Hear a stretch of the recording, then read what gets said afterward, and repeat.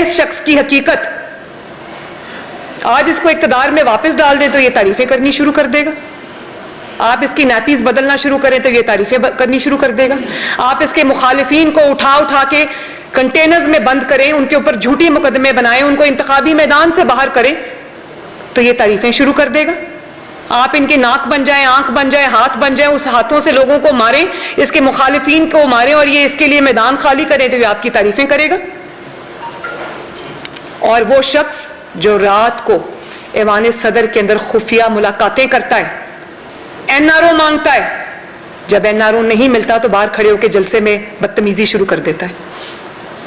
और आप ये देखें कि तनकीद अगर जायज हो, किसी दायरे में हो, तमीज के दायरे में हो, इशू बेस्ड हो, तो मुझे उस तनकीद से इख्तलाफ नहीं है।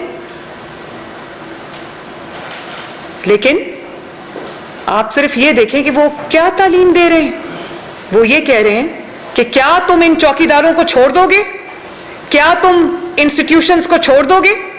मतलब वो चौकीदार जो है, अगर वो वतन की जो बॉर्डर्स हैं उनकी हिफाजत छोड़ के वो बनी गाला की हिफाजत करना शुरू कर दे तो फिर चौकीदार ठीक है। बनी गाला में हीरों की हिफाजत करना शुरू कर दें।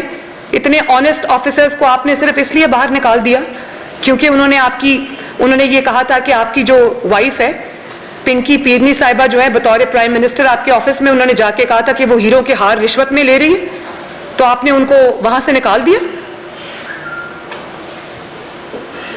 और जब आपको एनआरओ नहीं मिलता तो आप इस तरह से रोना धोना शुरू कर देते हैं, बदतमीजी शुरू कर देते हैं। और आप तालीम क्या दे रहे हैं?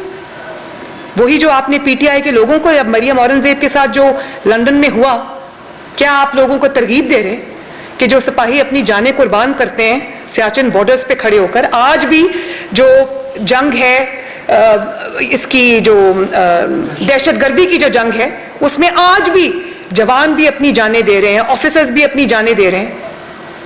और इक्तदार में आप ये बातें करते हैं, इक्तदार से जब आप बाहर आते हैं, हेलीकॉप्टर क्रैश होता है, उसमें आपके जनरल से लेकर नीचे छोटे सिपाही तक शहीद हो जाते हैं।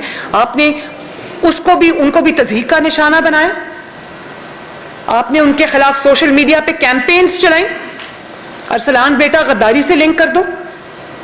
ये तो कोई मुल्क का बदतरीन दुश्मन नहीं करेगा। और आज आपको इक्तदार नहीं मिलता तो आप इंस्टीट्यूशंस को तनकीद का निशाना बनाते हैं। ईसीपी में क्योंकि आपकी चोरी पकड़ ली और वो चोरी इतनी बड़ी थी कि वो नहीं छुपा सकते थे उसको, आपको रंगे हाथों पकड़ा। जो 7 साल आप जिस निजाम पर सांप बन के बैठे रहे, जनरल पाशा और जनरल जहीरुल इस्लाम ने ईसीपी के थ्रू और आपके नाक कान और आंखों ने ईसीपी के आप पे फॉरेन फंडिंग का मुकदमा दबा के रखा। कभी ना कभी उसने सामने आना था ना। जब वो सामने आया तो इतनी ग्लेयरिंग चीजें आवाम के सामने आई कि आपने करोड़ों रुपया जो बाहर के ममालिक हैं, दुश्मन ममालिक हैं, उनसे लिया पाकिस्तान को डिस्टेबलाइज करने के लिए, और वही आपने किया। तो जब तक फॉरेन फंडिंग का मामला रफा दफा हुआ था, दबा के रखा हुआ था, तब तक ईसीपी का चेयरमैन जिसको आपने खुद लगाया वो बहुत अच्छा था, वो एक बड़ा ऑनेस्ट ऑफिसर था। जब उसने आपकी चोरी पकड़ ली, जब उसने आपको रंगे हाथों पकड़ा, आपका चेहरा आवाम को दिखाया, तो वो बुरा हो गया, वो करप्ट हो गया।